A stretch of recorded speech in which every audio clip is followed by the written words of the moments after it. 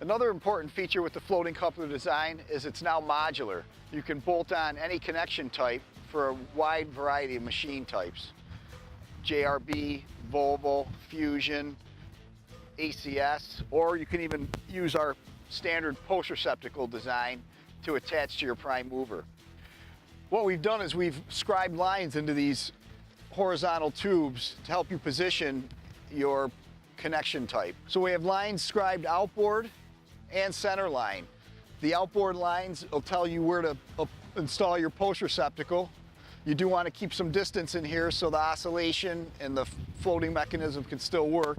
Those lines help you set up that connection type. The center lines are used for all the different types of quick couplers. So each quick coupler has its own center line dimension. Those dimensions can be set off the scribed center line on each of these tubes.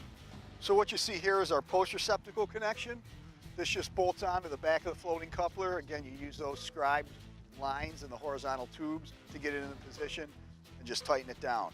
When using the post receptacle design, you will use a modified binder kit. We're actually just using chains on this model.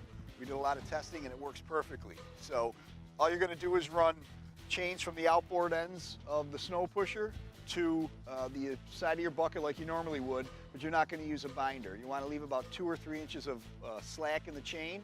By running the chains loose, that allows the floating coupler to work and allows the unit to conform to surface irregularities.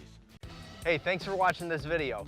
Make sure you hit the subscribe button down below so you'll be notified when the latest videos come out. You can also click the link down in the video description to be taken to snopusher.com, where you can see our full product line, find your local dealer, and find other valuable information. As always, thanks for using ProTech.